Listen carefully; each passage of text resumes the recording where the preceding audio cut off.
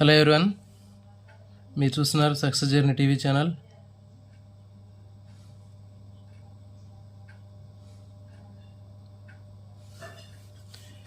ఈరోజు DSC school assistant biological science prepare అయ్యేటటువంటి ఆస్పిరెంట్స్కి ఇంటర్మీడియట్లో ఎక్కువగా పర్యావరణానికి సంబంధించినటువంటి ఎన్విరాన్మెంట్కి సంబంధించినటువంటి అంశాలను ఎక్కువగా అడుగుతున్నాడు. సో ఆ ఉద్దేశంతో మనం ఈరోజు పొల్యూషన్కి సంబంధించినటువంటి టాపిక్ ఆల్రెడీ ఒకటి మనం ఇంతకుముందు క్లాస్లో డిస్కస్ చేసాము. అదేవిధంగా దాంతోపాటు ఇక్కడ నెక్స్ట్ టాపిక్ని ఇక్కడ మనం డిస్కస్ చేస్తున్నాం. వాటికి సంబంధించినటువంటి ముఖ్యమైనటువంటి ప్రాక్టీస్ బిట్స్ ఎక్కడెక్కడ అడుగుతాడు అనేటటువంటి అంశాలను కూడా ఇక్కడ మనం డిస్కస్ చేస్తున్నామండి. కాబట్టి స్కూల్ అసిస్టెంట్ ప్రిపేర్ అయ్యేటటువంటి ఆస్పిరెంట్స్ అందరూ కంపల్సరీగా ఇంటర్మీడియట్లో ఉన్నటువంటి అంశాలని కూడా ఖచ్చితంగా చదవగలిగినప్పుడు మాత్రమే మనం స్కోర్ చేయగలుగుతాము. కాబట్టి జాబ్ డిసైడింగ్ ఫ్యాక్టర్ అనేది ఇంటర్మీడియట్ అని చెప్పాము. సో కాబట్టి ఇంటర్మీడియట్లో ఉన్నటువంటి బిట్లు ఎవరైతే ఎక్కువగా స్కోర్ చేయగలుగుతారో వాళ్ళు మాత్రమే తర్వాత ఈ సెలక్షన్ లిస్టులో ఉండడానికి అవకాశం ఉంటుంది. సో కాబట్టి మీరు ఖచ్చితంగా దీని మీద కాన్సన్ట్రేషన్ చేయాల్సినటువంటి అవసరం ఉంటుంది. సో ఇక్కడ చదువుకునేటటువంటి అంశాలన్నీ కూడా చాలా వరకు మనకి రిపీట్ అవుతూ ఉంటాయండి. సో ఇక్కడ ఫర్ ఎగ్జాంపుల్ ఇప్పుడు మనం వాటర్ పొల్యూషన్కి సంబంధించినటువంటి అంశాలు తీసుకుంటున్నాము. సో ఇక్కడ మనం వాటర్ పొల్యూషన్ గురించి డిస్కస్ చేసుకునేటప్పుడు 9th క్లాస్లో వాటర్ పొల్యూషన్ ఉంటుంది. దీనికి సంబంధించినటువంటి ఇన్ఫర్మేషన్ కూడా మనకి స్కూల్ లెవెల్లో ఉన్నటువంటి బుక్స్ అన్నింటిలో ఇన్ఫర్మేషన్ కూడా దీంట్లో మనకి మెర్జ్ అయిపోయి ఉంటుంది. సో కాబట్టి మనకి ఇబ్బంది ఏమి ఉండదు. కొత్త టాపిక్స్ కాదు, మనం చదువుకునేటటువంటి అంశాలని మరి కొంచెం విస్తృతంగా చదువుకోవడం జరుగుతుంది మాత్రమే. కాబట్టి దీని మీద ఎక్కువ ఫోకస్ చేయండి. ఎక్కువ మార్కులు మనం స్కోర్ చేయాలంటే కంపల్సరీగా దీంట్లో మనం ఈ అంశాలన్నింటినీ కూడా మీరు ఫోకస్ చేయాల్సినటువంటి అవసరం ఉంటుంది. ఇంగ్లీష్ మీడియం ఆస్పిరెంట్స్ కొంతమంది అడుగుతున్నారు. సో ఇంగ్లీష్ మీడియానికి సంబంధించినటువంటి అంశాలు ఇంగ్లీష్ మీడియంలో కూడా చెప్పడానికి అవకాశం ఉంటుంది, కానీ మరి చాలా తక్కువ మంది ఆస్పిరెంట్స్ ఇంగ్లీష్ మీడియం వాళ్ళు ఉంటారు. ఇంగ్లీష్లో చదువుతుంటే తెలుగులో చెప్పాలని అంటూ ఉంటారు. సో కాబట్టి ఇంగ్లీష్ మీడియం వాళ్ళకి ఒక ఆప్షన్ ఏంటి అంటే, ఇక్కడ రికార్డింగ్ అయిపోయిన తర్వాత మీరు అక్కడ దాంట్లో ఉన్నటువంటి వీడియో సెట్టింగ్లో అక్కడ లాంగ్వేజ్ ఆప్షన్స్ మీరు సెలెక్ట్ చేసుకున్నట్లయితే మీకు ఇంగ్లీష్ మీడియంలో వస్తుందండి మొత్తం దానికి సంబంధించినటువంటిది. సో కాబట్టి ఎలాంటి ఇబ్బంది ఉండదు. తెలుగు మీడియంలో మీకు ఎలాంటి ప్రాక్టీస్ బిట్లు అయినా సరే, థియరీ క్లాస్ అయినా సరే మీకు అక్కడ లాంగ్వేజ్ ఆప్షన్ మార్చుకొని ఇంగ్లీషు పెట్టుకున్నట్లయితే మీకు ఇంగ్లీష్లో కూడా వస్తుంది, ఇబ్బంది ఉండదు. బిట్లు తయారు చేసేటప్పుడు మాత్రం మీకు బైలింగ్వల్లో 2 భాషల్లో తయారు చేయడం జరుగుతుంది. సో కాబట్టి ఇక మనకు లేట్ లేకుండా ఈ టాపిక్లోకి వెళదామండి. మరి వాటర్ పొల్యూషన్ అనేటటువంటి తీసుకున్నట్లయితే మనకి చూడండి, పురాతన నాగరికత మొత్తం కూడా మనకి నదీ పరివాహక ప్రాంతాల్లోనే మనకి స్టార్ట్ అయిందని మనందరికీ తెలుసు.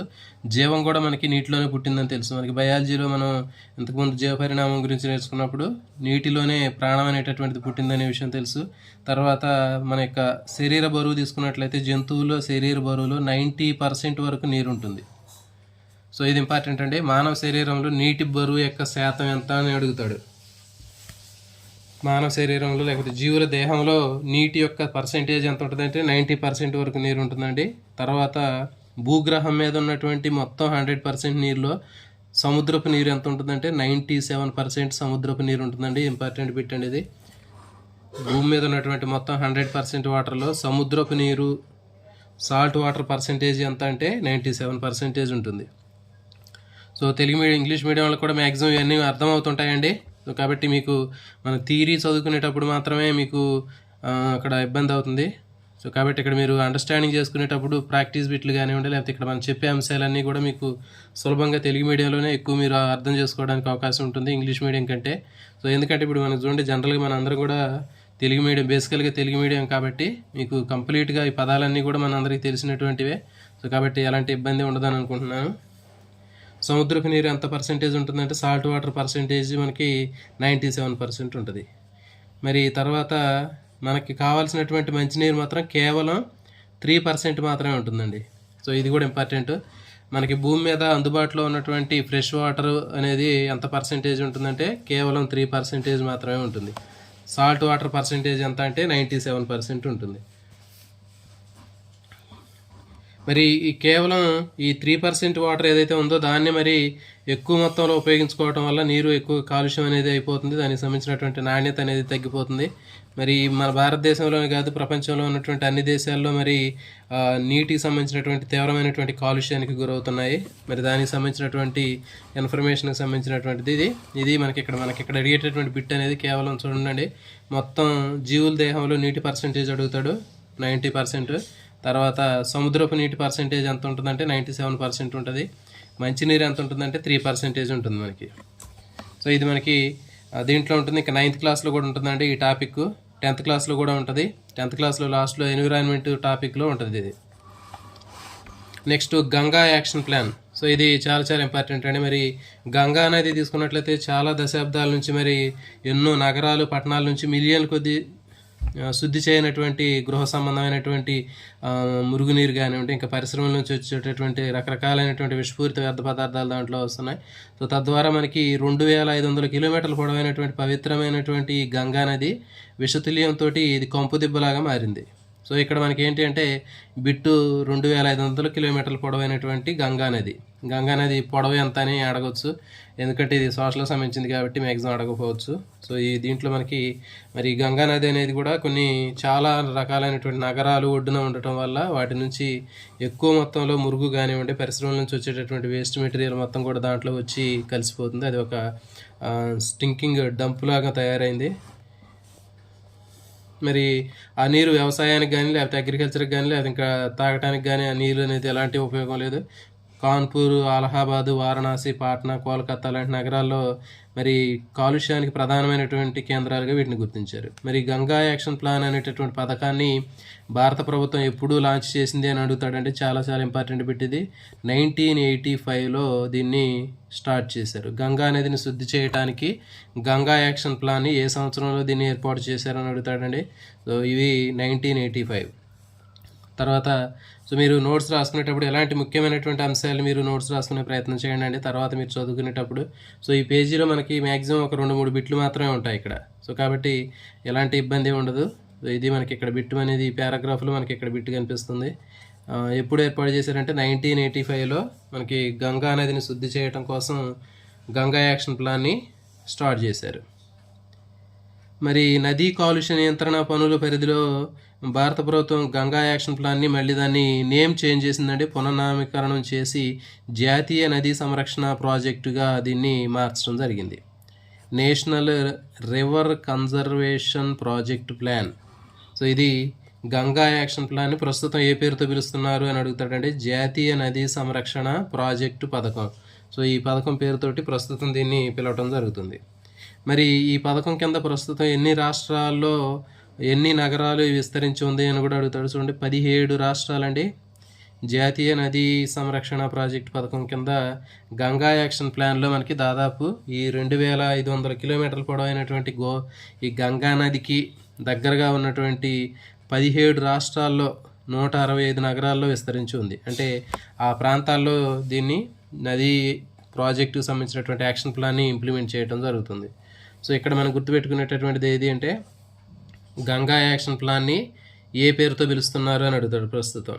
సో ఇదేంటి అంటే జాతీయ నదీ సంరక్షణ ప్రాజెక్టు లేదా పథకం అని అంటారు. National river conservation project plan. దీంట్లో ఈ పథకంలో ఎన్ని రాష్ట్రాలు ఎన్ని నగరాలు విస్తరించి ఉన్నాయని అడుగుతాడండి. 17 రాష్ట్రాలు 165 నగరాల్లో ఇది విస్తరించి ఉంది. ఇది దీనికి సంబంధించింది. నెక్స్ట్ నీటి కాలుష్యం. ప్రధానమైనటువంటి నీటి కాలుష్యాలు డొమెస్టిక్ సీవేజ్. గృహానికి సంబంధించినటువంటి మురుగునీరు అనేది ఏ విధంగా నీటి కాలుష్యాన్ని కలగజేస్తుంది అనేది చూద్దాం. పెద్ద పెద్ద నగరాలు పట్టణాల్లో నీటి కాలుష్యానికి ప్రధానమైనటువంటి మూలం మనకి మురుగునీరు అండి. ప్రతి పట్టణంలో కానీ నగరంలో ఎక్కువ మురుగునీరు అనేది రావడం జరుగుతుంది. ఇందులో ముఖ్యంగా మనుషులకు సంబంధించినటువంటి జంతువులకు సంబంధించినటువంటి విసర్జక పదార్థాలు కానివ్వండి, ఇంకా ఇతర వ్యర్థ పదార్థాలు అనేవి కనిపిస్తూ ఉంటాయి. మరి ఇది మామూలుగా మంచి నీటిని లేదా సముద్రపు నీటిలోకి వెళ్తూ ఉంటుంది. సో మన మనుషుల నుంచి వచ్చే వ్యర్థ పదార్థాలు కానివ్వండి, ఇతర ఇంకా జంతువుల నుంచి వచ్చేటటువంటి వ్యర్థ పదార్థాలన్నీ కూడా మనకి నీటిలోకి రావడం జరుగుతుంది. జనరల్గా అసలు ఏంటి అంటే గృహాల నుంచి వచ్చేటటువంటి వ్యర్థ పదార్థాలు కానివ్వండి, లేకపోతే ఇంకా మనకి పరిశ్రమల నుంచి వచ్చేటటువంటి వ్యర్థ పదార్థాలని డైరెక్ట్గా మనం వాటర్ బాడీస్లోకి పంపకూడదండి. నిబంధనల ప్రకారం ముందుగా వాటిని ఏం చేయాలంటే శుద్ధి చేయాలి. సో దానికోసం ప్రత్యేకంగా ట్రీట్మెంట్ ప్లాంట్లలోకి పంపించాలి. దాన్ని శుద్ధీకరణ ట్యాంకులు అంటారు. ఆ ట్యాంకుల్లో పంపిస్తే మ్యాక్సిమం మనకి ఉన్నటువంటి ఆ మురిగి నీటిలో ఉన్నటువంటి 90% మురిగి మొత్తం కూడా అక్కడ క్లియర్ అవుతుంది. సో అట్లా కాకుండా డైరెక్ట్గా మనం ఈ నీటిలోకి కానీ సముద్రంలో ఉన్నటువంటి వాటర్లోకి కానీ వాటర్ బాడీస్లోకి మనం పంపకూడదు. గృహ సంబంధమైనటువంటి మురుగునీరు కేవలం 0.1% మలినాలు కలవడం వల్ల నీటి వనరులు మానవ వినియోగానికి నిరుపయోగం అవుతున్నాయి. సో కాబట్టి మరి గృహ సంబంధమైనటువంటి మురుగులో మనకి 0.1% మలినాలు మాత్రమే ఉంటున్నాయి. అవి నీటి వనరుల్లో కలవటం వల్ల నీరు అనేది మానవ వినియోగానికి ఇబ్బంది అవుతుంది. సో ఇది అడుగుతాడండి, ఎంత పర్సెంటేజ్ కలవటం వల్ల నీటి వనరులు మానవ వినియోగానికి ఉపయోగపడట్లేదు అంటే 0.1%. ఇది ఇంపార్టెంట్. మరి ఆ మురుగునీటిని శుద్ధి చేసేటటువంటి దాంట్లో ఘన పదార్థాలు మనం సులభంగా తొలగించవచ్చు అండి. మనకి 7th క్లాస్లో ఉంటుంది దానికి మనకి ఏది బార్ స్క్రీన్లని, తర్వాత స్క్రబ్బర్స్, స్క్రాపర్, సో ఇవన్నీ మనం నేర్చుకున్నాం. తర్వాత నైట్రేట్లు, ఫాస్ఫేట్లు మొదలైనటువంటి లవణాలు కానీ ఇతర పదార్థాలు, విషపూరిత లోహాలు, సేంద్రియ పదార్థాలను తొలగించడం కష్టం. సో ఇవి చాలా కష్టమైనటువంటి అండి. వీటిని తొలగించడం అనేది విషపూరితమైనటువంటి లోహాలు, సేంద్రియ పదార్థాలని తొలగించడం కష్టంగా ఉంటుంది. మరి గృహ సంబంధమైనటువంటి మురుగునీరులో జీవక్షయం చెందేటటువంటి కార్బన్ పదార్థాలు ఉంటాయి ఎక్కువగా. అంటే మనకి గృహాల నుంచి వచ్చేటటువంటి వేస్ట్ మెటీరియల్లో బయోడిగ్రేడబుల్ ఆర్గానిక్ మ్యాటర్ అనేది ఉంటుంది. మరి దీన్ని డీకంపోజ్ చేయడం కోసం బ్యాక్టీరియా, ఇతర మైక్రో ఆర్గానిజమ్స్ వాటిని డీకంపోజ్ చేస్తాయి. ఇక్కడ బిట్ ఏంటి అంటే గృహాల నుంచి వచ్చేటటువంటి జీవ సంబంధమైనటువంటి కార్బన్ పదార్థాలు బయోడిగ్రేడబుల్ ఆర్గానిక్ మ్యాటర్ని డీకంపోజ్ చేసేవి ఏవి అంటే బ్యాక్టీరియాలు, తర్వాత ఇతర సూక్ష్మజీవులు. సో ఇదండి. దీంట్లో మనకి ఇక పర్సంటేజ్ అడుగుతారు. తర్వాత దీంట్లో మనకి ఈ గృహ సంబంధమైనటువంటి మురుగును డీకంపోజ్ చేసేటటువంటివి మొత్తాన్ని క్షయం చేసేవి ఏవి అంటే బ్యాక్టీరియాలు, సూక్ష్మజీవులు. Next biological oxygen demand. So చూడండి, మరి మురుగులో ఉన్నటువంటి జీవక్షయం చెందే పదార్థాలు కొలిచే సూచికను బయలాజికల్ ఆక్సిజన్ డిమాండ్ అంటారు. చాలా చాలా ఇంపార్టెంట్ అండి. ఇది మోస్ట్ ఇంపార్టెంట్ బిట్. ఇది BOD, బయలాజికల్ ఆక్సిజన్ డిమాండ్. అంటే మురుగునీటిలో ఉన్నటువంటి ఏదైతే ఇంతకుముందు చెప్పామో జీవ సంబంధమైనటువంటి కుళ్ళిపోయేటటువంటి జీవ విచ్ఛిన్నం చెందేటటువంటి పదార్థాలని కొలవడానికి ఉపయోగించే సూచిక ఏది అంటాడు బయలాజికల్ ఆక్సిజన్ డిమాండ్. అంటే ఇంపార్టెంట్ ఇది బిట్. మరి ఆ మురుగునీటిలో ఉన్నటువంటి జీవ క్షయం చెందే పదార్థాలు ఏవైతే ఉన్నాయో వాటిని క్షయం చెందించాలి అంటే చెప్పాము ఇంతకుముందు. ఇక్కడ బ్యాక్టీరియాలు వాటిని విచ్ఛిన్నం చేస్తాయని చెప్పినాం. మరి ఆ బ్యాక్టీరియాలు వాటిని విచ్ఛిన్నం చేయాలి అంటే మనకి కంపల్సరీగా అక్కడ ఆక్సిజన్ కావాలి. సో గుర్తుపెట్టుకోండి, ఆ మురుగునీటిలో ఉన్నటువంటి విచ్ఛిన్నం చెందే పదార్థాలు ఏవైతే ఉన్నాయో ఆ విచ్ఛిన్నం చెందే పదార్థాలని ఆ సూక్ష్మజీవులు, బ్యాక్టీరియాలు కానీ సూక్ష్మజీవులు కానీ వాటిని డీకంపోజ్ చేయాలి అంటే అక్కడ ఖచ్చితంగా అవి ఆక్సిజన్ ఉపయోగించుకుంటాయి. సో మరి ఆక్సిజన్ ఉపయోగించుకొని ఉన్నటువంటి ఆ సేంద్రియ పదార్థాలని విచ్ఛిన్నం చేయటం జరుగుతుంది. మరి ఇక్కడ సూక్ష్మజీవులు 5 రోజులకి లేదా 7 రోజులకి వినియోగించుకునేటటువంటి అవధి ఆధారంగా కొలుస్తారు దీన్ని. బయలాజికల్ ఆక్సిజన్ డిమాండ్ని సూక్ష్మజీవులు ఎన్ని రోజులు వినియోగించుకునే అవధి ఆధారంగా కొలుస్తారని అడుగుతాడంటే ఇంపార్టెంట్. 5 రోజులు లేదా 7 రోజులు. సో ఇది బిట్ ఇంపార్టెంట్. ఇది 5 రోజులు గ్యాప్ కానివ్వండి, లేకపోతే 7 రోజుల గ్యాప్లో అది వాటిని డీకంపోజ్ చేసేటటువంటి దాన్ని ఆధారంగా చేసుకొని దాన్ని BODని కొలుస్తారు. డైరెక్ట్గా BOD ఫుల్ ఫామ్ కూడా అడుగుతాడండి, బయలాజికల్ ఆక్సిజన్ డిమాండ్. ఇంకా మరి మురుగులో ఉన్నటువంటి కాలుష్య భారాన్ని కొలవడానికి BOD అనేది ఒక సూచిక. సో ఇది కూడా ఇంపార్టెంట్ అండి. మురుగునీటిలో ఉన్నటువంటి కాలుష్య భారం ఏదైతే ఉందో పొల్యూటెంట్ లోడు, ఆ పొల్యూషన్ లోడ్ని కొలవడానికి ఉపయోగించే సూచిక ఏది అంటే BOD. ఇది కూడా ఇంపార్టెంట్. మరి చెప్పాము మనం ఇప్పుడు ఆ కుంటలో ఉన్నటువంటి ఆ సేంద్రియ పదార్థాలని ఆ సూక్ష్మజీవులు జీవక్షయం చేయాలి అంటే ఆ సూక్ష్మజీవులు ఎక్కువగా ఆక్సిజన్ ఉపయోగించుకుంటాయని చెప్పినాం. సో మరి ఎప్పుడైతే ఆక్సిజన్ ఉపయోగించుకుంటాయో ఆ నీళ్ళలో కరిగి ఉన్నటువంటి డిజాల్వ్డ్ ఆక్సిజన్ ఏదైతే ఉందో కరిగి ఉన్న ఆక్సిజన్ మొత్తం అక్కడ మొత్తం తగ్గిపోద్ది అది. సో దీని ఫలితంగా ఆక్సిజన్ తగ్గిపోవడం వల్ల అక్కడ నీళ్ళల్లో నివసించేటటువంటి ఆక్వాటిక్ యానిమల్స్ ఏవైతే ఉన్నాయో నీటి జంతువులు కానివ్వండి, చేపలు కానీ ఇవన్నీ చనిపోవడం జరుగుతుంది, చనిపోయి పైకి తేలుతూ ఉంటాయి. సో ఇది దీనికి సంబంధించినటువంటిదండి. గుర్తుపెట్టుకుని బయలాజికల్ ఆక్సిజన్ డిమాండ్ అంటే ఆక్సిజన్కి డిమాండ్ పెరిగిద్ది. సో ఎప్పుడైతే ఆ నీటిలో మురుగునీటిలో మురుగు పదార్థాలు, సేంద్రియ పదార్థాలు విచ్ఛిన్నం చెందుతుంటాయో అప్పుడు బ్యాక్టీరియా పెరిగిద్ది. బ్యాక్టీరియా వాటిని డీకంపోజ్ చేస్తుంటే ఆక్సిజన్కి డిమాండ్ పెరిగిద్ది ఎక్కువ. మరి ఆక్సిజన్ ఉపయోగించుకోవడం వల్ల దాని డిమాండ్ పెరిగిద్ది కదా. సో ఆటోమేటిక్గా ఆక్సిజన్ తగ్గిపోద్ది. తర్వాత వెంటనే నీటి జంతువులు కానీ ఆక్వాటిక్ యానిమల్స్ కానీ ఇవన్నీ చనిపోవడం జరుగుతుంది. ఇది సో ఇది దీనికి సంబంధించిందంటే చాలా చాలా ఇంపార్టెంట్ పెట్టింది. దీన్ని కొలిచేటటువంటి సూచిక ఏది అంటారు? Biological oxygen demand. తర్వాత ఎన్ని రోజుల వ్యవధిని ఉపయోగించుకొని దీన్ని కొలుస్తారు అంటారు? 5 రోజులు. తర్వాత 7 రోజులు వ్యవధిని ఆధారంగా తీసుకొని కొలుస్తారు. తర్వాత కాలుష్య భారాన్ని, మురుగునీటిలో ఉన్నటువంటి కాలుష్య భారాన్ని కొలవడానికి ఉపయోగించేటటువంటి సూచిక ఏది అంటారు? BOD సూచిక. నెక్స్ట్ మురుగునీటిలో ఉన్నటువంటి సేంద్రియ పదార్థాలను సూక్ష్మజీవులు విచ్ఛిన్నం చేయడానికి ఏ వాయువును ఉపయోగించుకుంటాయి అని అడుగుతాడు? ఆక్సిజన్ ఉపయోగించుకుంటాయి. మరి దీని ఫలితంగా ఏమవుతుంది? ఆక్సిజన్ పరిమాణం తగ్గుతుంది. మరి BOD బయలాజికల్ ఆక్సిజన్ డిమాండ్ యొక్క ఫలితం ఏంటి అని అడుగుతాడు? నీటి జంతువులు, చేపలు చనిపోవడానికి కారణమవుతాయి. సో ఇది దీనికి సంబంధించిందండి, ఇంపార్టెంట్ టాపిక్ ఇది. మరి ఇది మనకి బయలాజికల్ ఆక్సిజన్ డిమాండ్ 9th క్లాస్లో కూడా ఉంటుందండి. సో కాబట్టి మనకి మీరు చదువుకునేటటువంటి ప్రతి ఒక్క అంశాన్ని కూడా మనకి స్కూల్ బుక్స్లో ఉన్నటువంటి అంశాలతోటి మనం అక్కడ ఇంక్లూడింగ్ చేయడం జరుగుతుంది. సో కాబట్టి ఈ అంశాలు చదువుకుంటే మనకి ఇది 9th క్లాస్లో ఉంటుంది. తర్వాత ఇంకా మనకి 10th క్లాస్లో కూడా ఉంటుంది ఇది. సో నెక్స్ట్ ఆల్గల్ బ్లూమ్స్ అండి, శైవాల మంజురులు, ఇంపార్టెంట్ ఇది కూడా. మరి చెప్పాము, నీటిలో ఎక్కువ స్థాయిలో పోషకాలు ఉన్నట్లయితే ఫ్లవకాలు ఎక్కువగా పెరుగుతుంటాయండి. ఇప్పుడు పంట పొలాల నుంచి వచ్చేటటువంటి ఎక్కువగా నైట్రేట్స్ ఎరువులు ఎక్కువగా వేయటం వల్ల ఆ వర్షంతో పాటు ఆ నైట్రోజన్కి సంబంధించినటువంటి ఎరువులు, ఫాస్ఫేట్స్, నైట్రేట్స్ ఉన్నటువంటి ఎరువులు ఎక్కువగా నీటి ఆవాసాల్లోకి, అంటే చెరువుల లాంటి నీటి ఆవాసాల్లోకి పోవటం వల్ల ఏమవుతుందంటే అక్కడ శైవలాలు బాగా పెరుగుతాయి, పోషకాలు ఎక్కువ ఉన్నాయి కాబట్టి. మరి ఆ ఎక్కువగా శైవలాలు పెరిగేటటువంటి వాటిని శైవల మంజూరులు అంటారు. ఆల్గల్ బ్లూమ్స్ అని చెప్పి పిలుస్తారు. ఇంపార్టెంట్ అండి.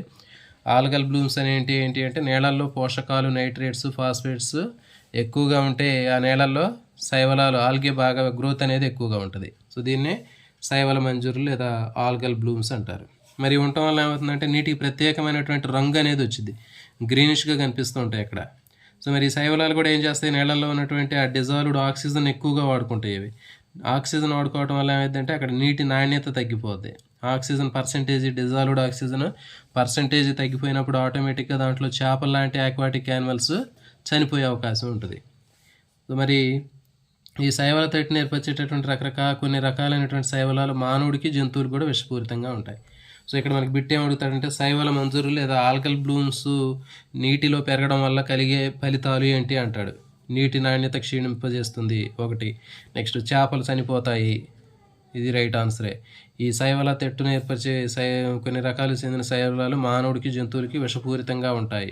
సో ఇది కూడా రైట్. సో ఈ విధంగా మనకి ఆన్సర్ అడగడానికి అవకాశం ఉంటుంది.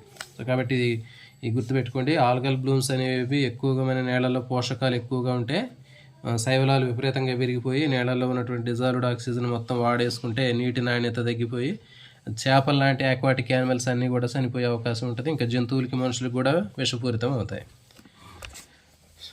సో మరి ఇక్కడ ఈ ఆల్గల్ బ్లూమ్స్కి ఒక ఎగ్జాంపుల్ ఇక్కడ చెప్పాడంటే చాలా చాలా ఇంపార్టెంట్, మోస్ట్ ఇంపార్టెంట్ పెట్టి నీటిలో పెరిగే మొక్కల్లో సాధారణంగా మనకి నీటి హయాసియంత్, వాటర్ హయాసియంత్ అనేది ఐకార్నియా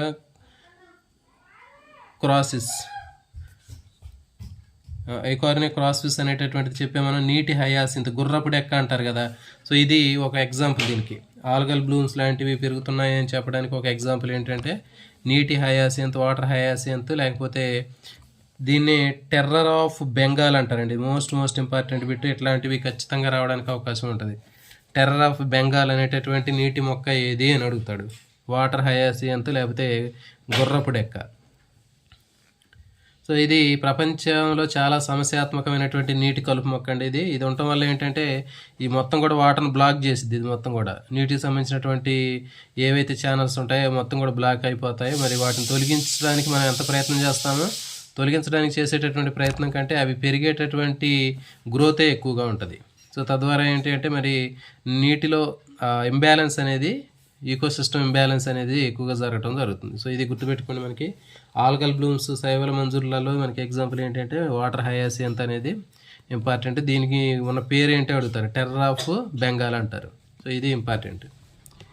నెక్స్ట్ మరి గృహాల నుంచి, ఆసుపత్రుల నుంచి వచ్చేటటువంటి మురుగునీటిలో అవాంఛితమైనటువంటి వ్యాధికారక సూక్ష్మజీవులు ఉంటాయండి. హాస్పిటల్ నుంచి కానీ మనకి గృహాల నుంచి వచ్చేటటువంటి వేస్ట్, డొమెస్టిక్ సీవేజ్ ఏదైతే ఉందో దాంట్లో ఎక్కువగా డిసీజ్ కాజింగ్ మైక్రో ఆర్గానిజమ్స్ ఎక్కువగా కనిపిస్తూ ఉంటాయి.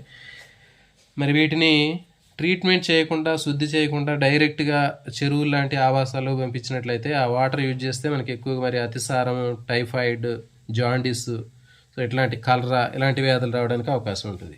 సో దీంట్లో బిట్టి ఇక్కడ ఏమడుగుతారంటే ఆసుపత్రులు గృహాల నుంచి వచ్చేటటువంటి డొమెస్టిక్ సీవేజ్ ఏదైతే ఉందో మురుగు అది డైరెక్ట్గా శుద్ధి చేయకుండా నీటి ఆవాసాల్లోకి విడుదల చేయటం వల్ల ఈ క్రింది చెప్పబడినటువంటి వ్యాధులు కలగడానికి అవకాశం ఉంది అంటాడు. టైఫాయిడ్, బి పచ్చకామెర్లు, సి కలరా, డి పైవన్నీ.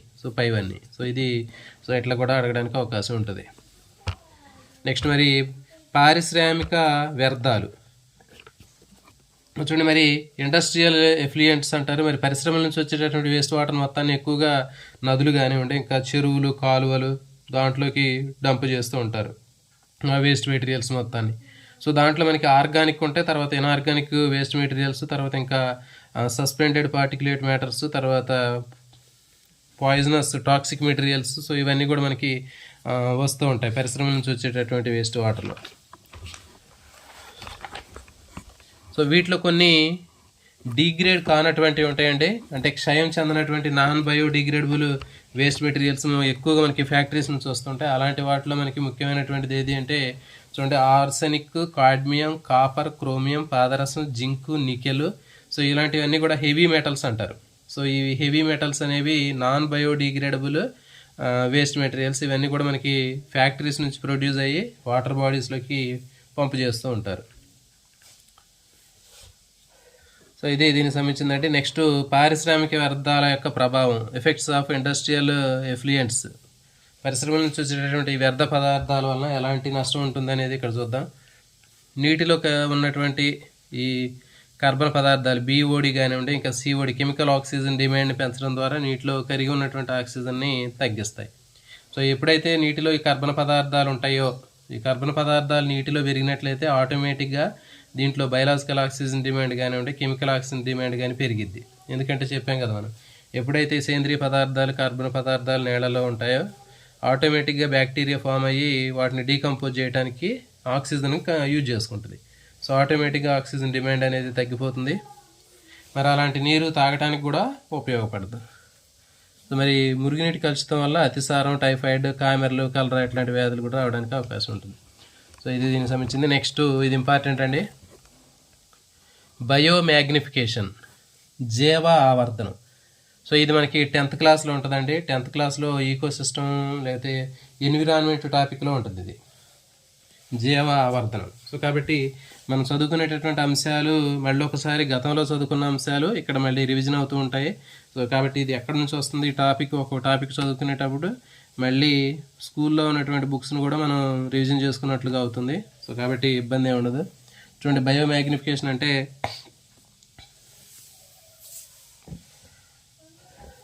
బయో అక్యుములేషను, బయోమ్యాగ్నిఫికేషన్ అనేవి రెండు ఉంటాయండి అక్కడ. బయో అక్యుములేషన్, బయోమ్యాగ్నిఫికేషన్ అంటే జైవిక వ్యవస్థాపనం. అది జైవిక వ్యవస్థాపనం, జైవిక వృద్ధీకరణ అని ఉంటుంది అక్కడ. జైవిక వృద్ధీకరణ, ఆవర్ధనం అన్న ఒకటే. Biomagnification, bio accumulation, biomagnification. Bio accumulation జైవిక వ్యవస్థాపన, జైవిక ఆవర్ధనం, జైవిక వృద్ధీకరణ. చూడండి ఇక్కడ పేరులో మన ఈ రెండింటి గురించి ఇక్కడ ఒకసారి చూద్దామండి. జైవిక వ్యవస్థాపనం అంటే ఏదైనా ఒక ఆహారపు గొలుసులోనికి ఒక కలుషిత పదార్థం ఒకసారి వచ్చి చేరడాన్ని జైవిక వ్యవస్థాపనం అంటారు. స్థాపిస్తుంది, అక్కడ ఎస్టాబ్లిష్మెంట్ అవుతుంది. అది ఎక్యుములేషను, ఒకసారి వచ్చి చేరితే బయో ఎక్యుములేషన్. అట్లా కాకుండా అదే రకమైనటువంటి పొల్యూటెంట్ మళ్ళీ రిపీటెడ్గా రావటం వల్ల ఆ ఫుడ్ చైన్లో చివరి వరకు వచ్చి ఎక్కువ మొత్తంలో ఆ ఫుడ్ చైన్లో చివరిగా ఉన్నటువంటి టాప్ కార్నివోర్ ఏదైతే ఉందో దాని బాడీలో అది ఎక్కువ మొత్తంలో అది అక్యుములేట్ అయింది. సో దాన్ని ఏమంటారంటే బయోమ్యాగ్నిఫికేషన్ అంటారు. చూడండి, గుర్తుపెట్టుకోండి, జైవిక ఆవర్ధనం, జైవిక వృద్ధీకరణ అంటారు తెలుగులో అయితే.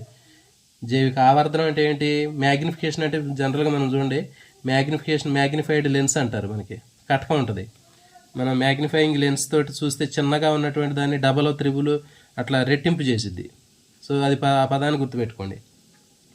ఆవర్ధనం చేయటం లేదా మ్యాగ్నిఫికేషన్ చేయటం అంటే దాన్ని ఉన్నదానికంటే బాగా ఎక్కువ మొత్తంలో చేసి చూపిస్తే దాన్ని మ్యాగ్నిఫికేషన్ అనే పదాన్ని ఉపయోగిస్తారు, ఆవర్ధనం అనేది. సో ఇక్కడ కూడా అంతే, అంటే ఉన్నటువంటి ఆ పొల్యూటెంట్ ఎక్కువ మొత్తంలో చాలాసార్లు రిపీటెడ్గా రావటం వల్ల మనకి అక్కడ దాని పరిమాణం పెరిగిద్ది. సో దాన్ని మనం జైవిక ఆవర్ధనం అంటున్నారు.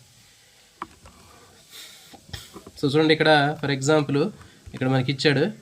సో దీంట్లో మనకి నీరు ఉంది. నీటిలోకి ఏదైనా ఒక పొల్యూటెంట్ వచ్చినప్పుడు ఆ వచ్చినటువంటి కలుషిత పదార్థం అనేటటువంటిది, ఆ కాలుష్య కారకం అనేది జంతు ప్లవకాల్లోకి వచ్చింది. దాన్ని చిన్న చేపలు తిన్నాయి, చిన్న చేపల్లోకి వచ్చింది. చిన్న చేపలని పెద్ద చేపలు తిన్నాయి, పెద్ద చేపల బాడీలోకి వచ్చింది ఆ పొల్యూటెంట్. అది పెద్ద చేపల్ని పక్షులు తిన్నాయి, పక్షుల శరీరంలోకి వచ్చింది. ఓకే, ఇప్పుడు ఒకసారి వచ్చినట్లయితే దాన్ని ఏమంటారంటే జైవిక వ్యవస్థాపనం అంటారు. జైవిక వ్యవస్థాపనం అని చెప్పిన ఒకసారి వచ్చింది ఒక పొల్యూటెంట్, ఒకసారి వస్తే దాన్ని జైవిక వ్యవస్థాపనం లేకపోతే బయో ఎక్యుమిలేషన్ అంటారు. అట్లా కాకుండా అదే రకమైనటువంటి పొల్యూటెంట్ రిపీటెడ్గా ప్రతిసారి వస్తుంటే ఏమైద్ది, అది చివరిగా ఫైనల్గా చేపలను తినేటటువంటి పక్షి ఏదైతే ఉందో ఈ పక్షి బాడీలో ఆ పొల్యూటెంట్ ఎక్కువ మొత్తంలో పోగైంది. ఓకేనా?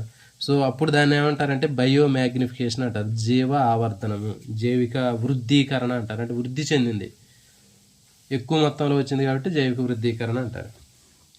సో దీనికి ఎగ్జాంపుల్ ఏంటంటే చెప్పాం కదా మనం, DDT, పంట పొలాల్లో వేసేటటువంటి DDT అనేటటువంటిది డైక్లోరో డైఫినైల్ ట్రైక్లోరోఈథేన్ DDT. సో ఈ DDT అనేది ఎక్కువ మొత్తంలో మనకి పంట పొలాల్లో అప్పట్లో వేయటం వల్ల ఏమైందంటే అది నీటి ఆవాసాల్లోకి వచ్చి ఫైనల్గా చేపల శరీరంలోకి వచ్చింది, చేపల శరీరం నుంచి పక్షుల శరీరంలోకి వచ్చింది. ఒకసారి ఆ DDT వచ్చినట్లయితే దాన్ని మనం జైవిక వ్యవస్థాపనం అంటారు, బయో ఎక్యుమిలేషన్. మరి అదే DDT అనేది రిపీటెడ్గా ఒక కొన్ని సంవత్సరాల పాటు వచ్చేసినట్లయితే ఏమైంది, దాని శరీరంలో ఆ DDT అనేది ఎక్కువ మొత్తంలో పోగుపడి అది దాంట్లో మెటబాలిక్ యాక్టివిటీస్ని అది డిస్టర్బ్ చేసిద్ది. సో అప్పుడు దాన్ని ఏమంటున్నారంటే బయో మ్యాగ్నిఫికేషన్ అంటున్నారు. సో ఇక్కడ తెచ్చింది చూడండి, అది నీటి ఆహారపు గొలుసులో కాలుష్యం లేదా విషపూరిత పదార్థాల గాఢత ఒక పోషక స్థాయి నుంచి వేరొక పోషక స్థాయిలోకి పెరుగుతూ పోతే దాన్ని జైవిక ఆవర్ధనం అంటారు. చూడండి ఇక్కడ పెరుగుతూ పోతే అంటాడు. ఒకసారి వస్తే మాత్రం జైవిక వ్యవస్థాపనం, పెరుగుతూ పోతే జైవ ఆవర్ధనం లేకపోతే బయో మ్యాగ్నిఫికేషన్ అంటారు. జీవుల్లో ప్రవేశించినటువంటి విష పదార్థం చివరికి ఏమైందంటే జీవక్రియలు లేదా వివిధ రకాలైనటువంటి ప్రక్రియలు మెటబాలిక్ యాక్టివిటీని అవి డిస్టర్బ్ చేసి ఎక్కువ కాలం అది క్షీణించిపోకుండా ఒక ఫుడ్ చైన్లో ఉన్నటువంటి ఒక జీవి నుంచి ఇంకో జీవిలోకి వెళ్ళి ఫైనల్గా చివరిగా ఉన్నటువంటి టాప్ కార్నివోర్లోకి పోతుంది. సో ఇక్కడ అది జీవ ఆవర్ధనం అనేది జరుగుతుంది. సో ఇక్కడ చూడండి DDT కానివ్వండి లేకపోతే ఇంకా మెర్క్యూరీ, పాదరసం. సో వీటి విషయంలో మనకి ఇక్కడ బాగా అర్థమవుతుంది. ఇక్కడ చూడండి దీంట్లో DDT అనే గాఢత మనం అనుక్రమం పోషక స్థాయిల్లో పెరుగుతుంది. ఇక్కడ చూడండి నీటిలో 0.003 ppb పార్ట్స్ పర్ బిలియన్స్ లాంటి కనిష్ట గాఢత వద్ద ప్రారంభమైనటువంటి జీవ ఆవర్ధనం ద్వారా చేపలు, వాటిని తినేటటువంటి పక్షులు తీవ్రమైనటువంటి గాఢతకి 5 ppm పార్ట్స్ మిలియన్ చేరింది. ఇంకా చూడండి అంటే ఇక్కడ దీంట్లో స్టార్టింగ్లో మనకి చిన్న ప్లవకాలు స్టార్టింగ్లో 0.03 పార్ట్స్ పర్ బిలియన్ ఉన్నటువంటి ఆ DDT కానీ లేకపోతే ఇంకా మెర్క్యూరీ కానీ స్టార్టింగ్లో ఇది తక్కువ మొత్తంలో ఉంది. అది కానీ ఈ ఫుడ్ చైన్లోకి ఎంటర్ అయిన తర్వాత ఫైనల్గా చివరిగా ఉన్నటువంటి టాప్ కార్నివోరస్ ఏదైతే ఉన్నాయో ఈ పక్షులు, ఆ పక్షుల శరీరంలో అది ఎక్కువ మొత్తంలో అక్యూములేట్ అవడం వల్ల అది ఏమైంది 5 ppm పోయింది. చూడండి 0.03% నుంచి అది డైరెక్ట్గా ఇక ఎంత పర్సెంటేజ్ పోయింది 5 ppm పోయింది. 5 ppm 0.003 ppm నుంచి 5 ppmకి పెరిగిపోయింది దాంట్లో. సో మరి ఇంత ఎక్కువ మొత్తంలో DDT అనేటటువంటిది దాని యొక్క బాడీలో అక్యూములేట్ అవ్వడం వల్ల అది కాల్షియం మెటబాలిక్ యాక్టివిటీస్ మీద ఎఫెక్ట్ చూపించి దాంట్లో కాల్షియం అనేది బ్రేక్ డౌన్ అయిపోవడం వల్ల ఆ గుడ్డు మీద ఉండేటటువంటి పెంకి ఏదైతే ఉందో అది చాలా డెలికేట్గా మారింది, పలసగా మారి అది పొదిగే టైంలో ఆ పిల్ల బయటికి రాకముందే గుడ్డు అనేది పగిలిపోతుంది. సో ఈ విధంగా పక్షుల జనాభా అనేది తగ్గిపోయింది. సో ఇది దీనికి సంబంధించిందండి. ఇది most important topic. Same as it ఈస్గా మనకి ఈ టాపిక్ 10th క్లాస్లో మనకి ఈ టాపిక్ తోటే ఉంటుంది. జీవ ఆవర్ధనం అనేటటువంటిది ఇట్లాంటిది ఒక ఫుడ్ చైన్ వేసి ఇచ్చాడు అక్కడ కూడా. సో ఈ కాన్సెప్ట్ ఇదే రకమైనటువంటి కాన్సెప్ట్ తోటి అక్కడ కూడా ఉంటుంది మనకి. సో కాబట్టి ఈ విధంగా మనం రెండింటిని కంపేర్ చేసుకుంటూ చదువుకోవాలి. Next eutrophication. సో ఇది కూడా చాలా ఇంపార్టెంట్ అండి. సో ఇక్కడ మనకి బిట్టు ప్రాథమిక స్థాయిలో ఎంత ఉంటుంది అని అడుగుతాడు. 0.03 ఉంటాడు. పక్షుల్లో దీని యొక్క పర్సెంటేజ్ ఎంత అంటే 5 ppm ఇది ఉంటుంది ఇంపార్టెంట్. DDT పూర్తి పేరు అడుగుతాడు, dichloro diphenyl trichloro ethane. So ఇది ఇంపార్టెంట్. నెక్స్ట్ యూట్రాఫికేషన్. సో ఇది కూడా చాలా ముఖ్యమైనటువంటిదేనండి. చెప్పాం కదా, యూట్రాఫికేషన్ అనేది చెప్పాం, నీళ్ళలో ఎప్పుడైతే పోషక పదార్థాలు పెరిగిపోతాయో దాంట్లో విపరీతమైనటువంటి కలుపు మొక్కలు పెరుగుతాయని చెప్పినాం. నీటిలో పోషకాలు పెరిగినప్పుడు ఇంతకుముందు ఆల్గల్ బ్లూమ్స్ ఎట్లా పెరుగుతాయో అట్లాగే ఆ నీళ్ళల్లో చాలా రకాలైనటువంటి నీటి మొక్కలు పెరిగి ఆ నీళ్ళలో ఉన్నటువంటి పోషకాలు మొత్తం ఉపయోగించుకొని పోవటం, తర్వాత మొక్కలు చనిపోవటం, జంతువులు చనిపోవటం, అది మొత్తం చివరికి ఒక అడుగున బురదలాగా తయారైపోయి చివరికి సరస్సు కాస్త నేలలాగా మారింది. సో ఇదే యూట్రిఫికేషన్ అంటే సరస్సు నుంచి నేల మారుతుంది. అంటే కొన్ని సంవత్సరాల పాటు ఆ నీళ్ళలో ఉన్నటువంటి ఆ పోషక పదార్థాలు పెరగటం వల్ల ఏమవుతుందంటే ఆ సరస్సు కాస్త నేలగా మారిపోతుంది. అది అంటే దాంట్లో 5 రకాల పోషక పదార్థాలు ఎప్పుడైతే వచ్చేరినాయో దాంట్లో నీటి మొక్కలు పెరుగుతాయి. నీటి మొక్కలు పెరిగిపోయినప్పుడు దాంట్లో 5 రకాలైనటువంటి జంతువులు పెరుగుతుంటాయి, అవన్నీ చనిపోతుంటాయి. తర్వాత కింద సిల్ట్ అనేటటువంటి కార్బన్ పదార్థాలు ఏర్పడతాయి. సో అది ఇక ఆ నేల అనేది మొత్తం ఆ చెరువు కాస్త తర్వాత నేలలాగా మారిద్ది. దాన్ని యూట్రోఫికేషన్ అంటారు. ఇగో నీటిలో పోషక పదార్థాలు పెరగడం వల్ల సరస్సులో ఏర్పడే సహజ సిద్ధమైనటువంటి వార్ధక్యం, ఇదేనండి ఇంపార్టెంట్, ఇట్లా అడుగుతాడు. నీటిలో పోషక పదార్థాలు పెరగడం వల్ల సరస్సులో ఏర్పడేటటువంటి సహజ సిద్ధమైనటువంటి వార్ధక్యాన్ని ఏమంటారు, ముసలి ఏజ్ పెరిగిపోద్ది కదా, సో అట్లా అయిపోయి కంప్లీట్గా అది నేలలాగా మారిద్ది. దాన్ని ఏమంటారంటే యూట్రోఫికేషన్ అంటారు. మరి స్టార్టింగ్లో సరస్సు ఏర్పడినప్పుడు నీళ్ళు చల్లగా తేటగా ఉంటుందండి, అందులో మరి ఎలాంటి ప్రాణులకు ఆధారం ఉండదు. కానీ కాలానుగుణంగా చెప్పి మన నైట్రేట్ కానీ ఫాస్ఫేట్లు కానీ పంట పొలాల్లో వేసేటటువంటి నైట్రేట్ ఫాస్ఫేట్లు లాంటి పోషకాలు కాలువల ద్వారా చిన్నగా సరస్సులోకి ఎప్పుడైతే వస్తాయో ఆ నేలల్లో శైవలాలు కానివ్వండి, ఇంకా నీటి మొక్కలు కానీ విపరీతంగా పెరుగుతాయి, గుర్రపడెక్క లాంటివి. సో ఇవన్నీ కూడా పెరిగితే ఆటోమేటిక్గా జంతువులు కూడా పెరుగుతాయి. సో మరి ఇవన్నీ కూడా చనిపోవటం, తర్వాత అడుగు భాగానికి పోయి కొన్ని శతాబ్దాల తర్వాత అడుగున సిల్ట్ అనేటటువంటి కార్బన్ సంబంధమైనటువంటి జంతువులకు సంబంధించినటువంటి మెటీరియల్ మొత్తం కూడా అక్కడ పోగుబడిపోయి అది వేడిగా మారిద్ది.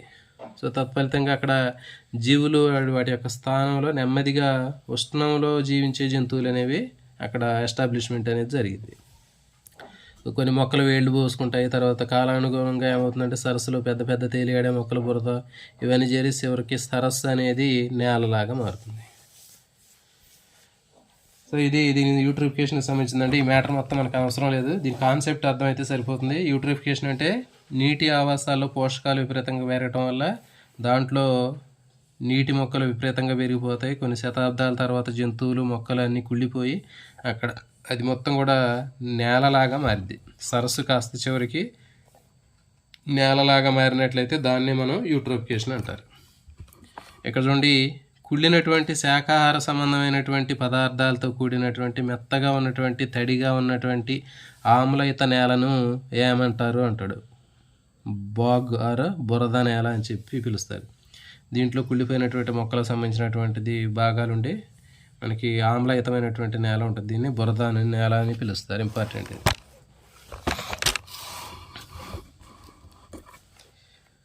మరి చూడండి, ఈ ప్రాసెస్ జరగాలంటే చాలా సంవత్సరాలు అనేది టైం పడుతుంది. మరి కొన్ని వేల సంవత్సరాలకి ఇలాంటి సరస్సుకి వార్ధక్యం అనేది వచ్చింది. వార్ధక్యం అంటే ముసలితనం వచ్చేసి అది మొత్తం కూడా క్షీణించిపోవడం అని అర్థం, సింపుల్గా చెప్పాలంటే.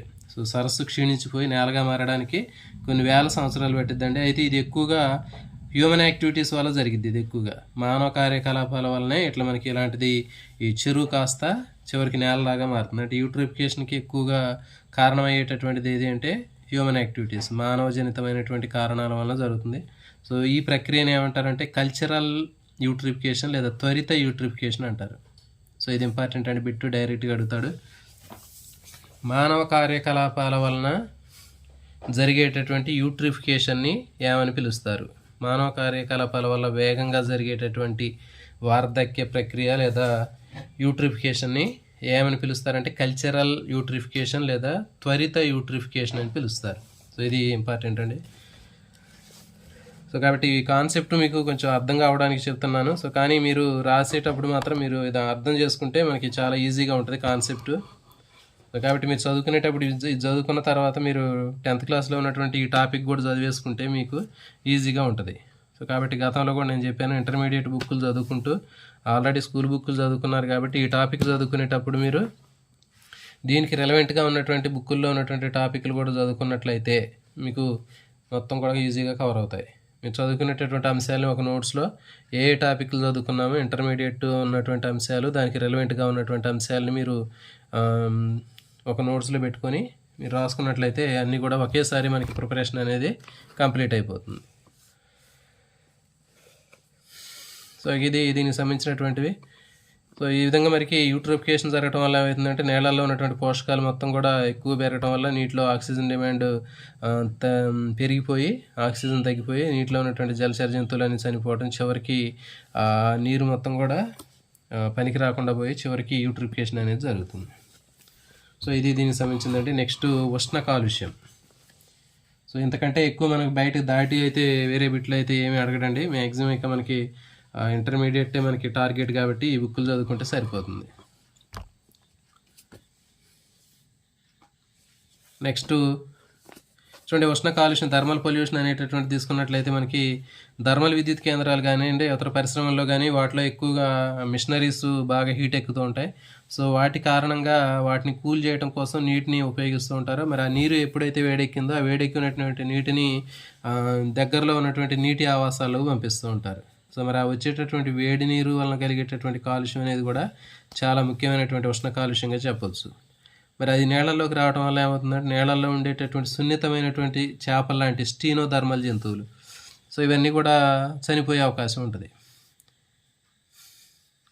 సో ఇది దీనికి సంబంధించింది. ఇక్కడ చూడండి, మరి సమీకృత వ్యర్థ నీటి శుద్ధీకరణ విషయ అధ్యయనం. సో ఇలాంటి వాటి మీద కూడా బిట్లు అడగడానికి అవకాశం ఉంటుంది. సో కాబట్టి ఇక్కడ ఈ బాక్స్ ఐటమ్ ఒకటి ఇచ్చాడు. అంటే సమీకృత వ్యర్థ నీటి శుద్ధీకరణ అనేటటువంటిది ఏంటి అంటే కొన్ని కృత్రిమైనటువంటి పద్ధతుల్ని సహజ సిద్ధమైనటువంటి పద్ధతులను ఉపయోగించి ఇంటిగ్రేటెడ్ ప్రాసెస్లో ఈ వేస్ట్ వాటర్ ఏదైతే ఉందో మురుగునీరు వాటిని శుద్ధి చేయటం కోసం ఎట్లా చేస్తున్నారు ఏంటనేది ఇక్కడ చేసి చూపించాడండి. అంటే కాలిఫోర్నియా, ఇది ఉత్తర తీరంలో ఉన్నటువంటి అర్కాటా అనేటటువంటి పట్టణంలో దీనికి సంబంధించినటువంటి ఆ ప్రాసెస్ అనేది స్టార్ట్ చేశారు. అంటే ఒక మురికి నీటిని ఏ విధంగా దశల వారీగా దాన్ని కృత్రిమ సహజమైనటువంటి పద్ధతులను ఉపయోగించి ఆ మురికి నీటిలో ఉన్నటువంటి మురుగును శుద్ధి చేశారు అనేది ఇక్కడ ఈ కాన్సెప్ట్. దీన్ని సమీకృత వ్యర్థ నీటి శుద్ధీకరణ అంటారు, integrated treatment of water. So దీంట్లో మనకి కొన్ని ఆర్టిఫిషియల్, కొన్ని న్యాచురల్ ప్రాసెస్ను ఉపయోగించి ఆ మురికి నీటిలో ఉన్నటువంటి నీటిని శుద్ధి చేసి ఆ నీటిని ఉపయోగపడే విధంగా చేశారంట. ఎక్కడంటే కాలిఫోర్నియా ఉత్తర తీర ప్రాంతంలో ఉన్నటువంటి అర్కాటా అనేటటువంటి పట్టణం. ఇది అడుగుతాడు, ఇంటిగ్రేటెడ్ ప్లాంట్ నీటిని శుద్ధి చేసేటటువంటి కృత్రిమ సహజ పద్ధతులను ఉపయోగించి ఎక్కడ నీటిని శుద్ధి చేశారు అని అడుగుతాడు. కాలిఫోర్నియా ఉత్తర తీర ప్రాంతంలో ఉన్నటువంటి అర్కాటా అనేటటువంటి పట్టణం. హాబోల్ట్ రాష్ట్ర విశ్వవిద్యాలయంలో జీవశాస్త్రవేత్తల సహకారంతో దీన్ని ఆ పట్టణంలో ఉన్నటువంటి ప్రజలు సహజసిద్ధమైనటువంటి ఇంటిగ్రేటెడ్ వేస్ట్ వాటర్ ట్రీట్మెంట్ని వాళ్ళు చేయడం జరిగింది. సో దీంట్లో మనకి 2 స్టేజ్లు ఉంటాయండి. ఈ వేస్ట్ వాటర్ని ట్రీట్మెంట్ చేసేటటువంటి ప్రాసెస్లో 2 స్టేజ్లు ఉన్నాయి. సో అవేంటి అంటే మొదటిది చెప్పాము మనం, సహజసిద్ధమైనటువంటి పద్ధతిలో సాంప్రదాయ పద్ధతి అని చెప్పాము. ఈ సాంప్రదాయ అవసాదన, వడపోత, క్లోరినేషను ఈ చర్యలు చేశారు. దీంట్లో శుద్ధీకరణ అయిన తర్వాత మరి దాంట్లో ఇంకా ఎక్కువగా బార్లోహాలు లాంటివి చాలా హానికరమైనటువంటి కాలుష్యాలు ఉన్నాయండి. అంటే మొదటి దశలో కంప్లీట్గా ఇక్కడ ప్యూరిఫికేషన్ అనేది జరగట్లా. ఈ సాంప్రదాయ పద్ధతిలో అవసాదన, సెడిమెంటేషన్ కానివ్వండి, లేకపోతే ఇంకా ఫిల్టరేషను, క్లోరినేషన్ ప్రాసెస్లో చేస్తారు.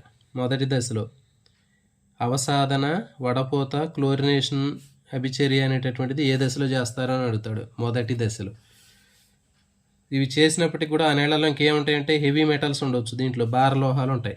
మరి వీటిని తొలగించడం కోసం నెక్స్ట్ సెకండ్ స్టెప్లో 2వ దశలో పంపిస్తారు దీన్ని. సో ఇక్కడ ఏం చేస్తున్నారంటే చూడండి, 600 హెక్టార్లు, 1 హెక్టార్ అంటే 2.5 ఎకరాలు, 2.5 ఎకరాలు అట్టు ఉన్నటువంటి 60 హెక్టార్లు ఉన్నటువంటి ఒక బురద నేలలో ఒక ప్లేస్ తీసుకుంటారు. 60 హెక్టార్లు ఉన్నటువంటి పొలాలు లాంటి వాటిని తీసుకుని బురద నేలలో ఒక వరుసలో అమర్చినటువంటి 6 బురద మడుగులు ఉంటాయి. వాటిలో జీవశాస్త్రవేత్తల సూచనల మేరకు కొన్ని శైవలాలు, శిలీంధ్రాలు, బ్యాక్టీరియాలు మొదలైన వాటిని నీళ్లు పెట్టి ఆ నీళ్ళల్లో నింపుతారండి. ఒక 60 హెక్టార్లు తీసుకొని 60 హెక్టార్లు ఉన్నటువంటి ఆ పొలాలని ఏం చేస్తారంటే బురద నీళ్లు పెడతారు. వాటిలో బాగా నీళ్లు పెట్టేసి దాంట్లో బాగా బురదగా చేసి శైవలాలు, శిలీంధ్రాలు, బ్యాక్టీరియాలు మొదలైనటువంటి వాటిని ఆ నీళ్ళలోకి పంపుతారు.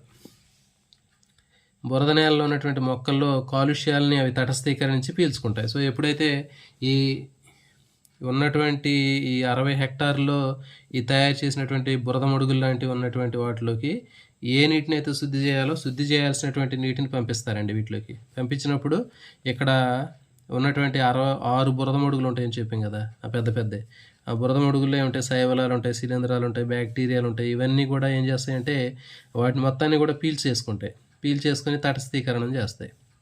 సో ఈ విధంగా మురికి నీరు ఆ బురద నీటిలోకి మడుగుల్లోకి ప్రవహించడం ద్వారా నీరు సహజ సిద్ధంగా శుద్ధి చేయబడింది. సో ఈ విధంగా మళ్ళీ వచ్చిన తర్వాత బయటకు వచ్చినటువంటి నీటిని ఇతర పనుల కోసం కానీ వ్యవసాయానికి కానీ ఉపయోగిస్తారు. సో ఇది దీనికి సంబంధించిందండి.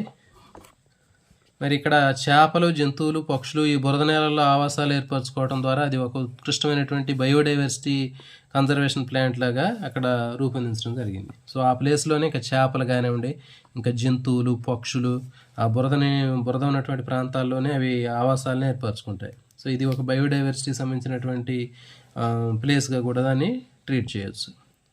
Friends of Arcata Marsh FOAM అనే పౌరుల గ్రూపుగా ఏర్పడి ఈ అద్భుతమైనటువంటి ప్రాజెక్ట్ని వీడు రూపొందించడం జరిగింది. సో ఇది కూడా అడుగుతాడు, దీని ఫుల్ ఫామ్ కూడా అడుగుతాడు. ఫోమ్ అంటే ఏంటి అని అడుగుతాడు. Friends of Arcata Marsh. So ఇది దీనికి సంబంధించినటువంటిది. సో ఇదండి దీని మీద మనకి ఈ అంశాలకు సంబంధించినవి.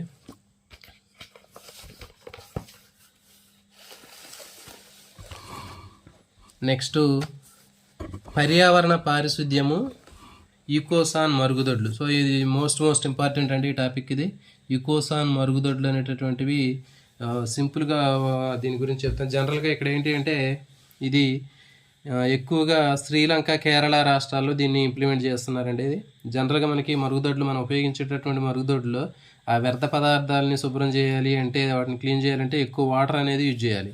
సో మరి వాటర్ యూజ్ చేయడం వల్ల ఏమవుతుందంటే అది ఇంకా ఎక్కువ పొల్యూషన్ అయ్యే అవకాశం కనిపిస్తుంది. సో కాబట్టి ఇక్కడ ఈకోసాన్ మరుగుదొడ్లలో ఎలాంటి నీటిని లేకుండా, నీటిని ఉపయోగించకుండా మానవ విసర్జితాలని వాటిని డీకంపోజ్ చేయటం. సో దాన్నే ఏమంటారంటే ఈకోసాన్ మరుగుదొడ్లు అంటారు.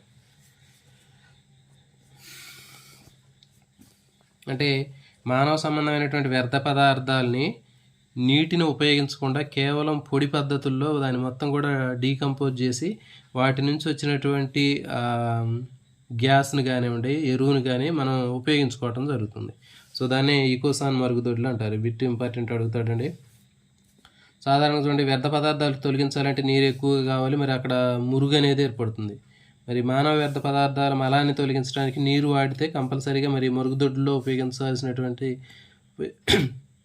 ఫ్లష్ చేయకుండానే చాలా ఎక్కువ మొత్తంలో నీటిని పొదుపు చేయొచ్చు. అంటే మనం ఫ్లష్ చేయటం వల్ల ఏమవుతుందంటే నీరు ఎక్కువ వేస్ట్ అవుతుంది.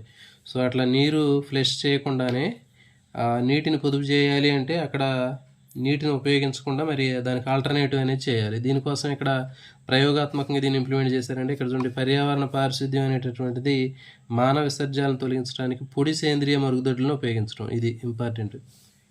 పొడి సేంద్రియ మరుగుదొడ్డి అనేది అర్థం. దీనికి అర్థం ఈకోసాన్ మరుగుదొడ్డి అంటే పొడి సేంద్రియ మరుగుదొడ్లు అని చెప్తారు. అంటే ఇవి ఒక సంతులితమైనటువంటి వ్యవస్థ అంటారు. ఇక్కడ వ్యర్థ పదార్థాలు తొలగించడానికి ఆరోగ్యకరమైనటువంటి తక్కువ ఖర్చుతో ఉన్నటువంటి ఇది ఒక సమాధానం.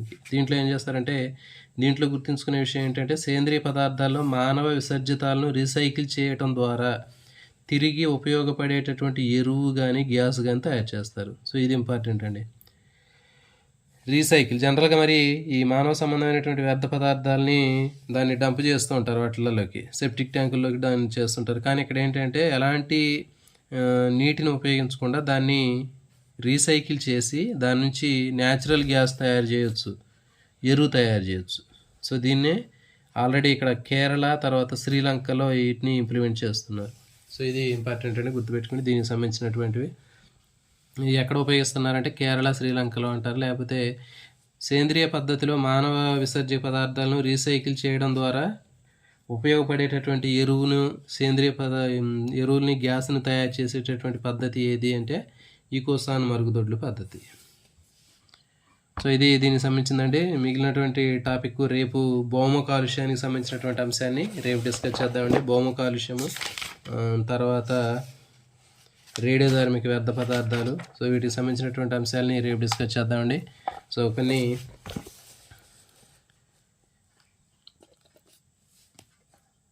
నెక్స్ట్ ఈ టాపిక్ మీద రేపు బిట్లు చూద్దామండి.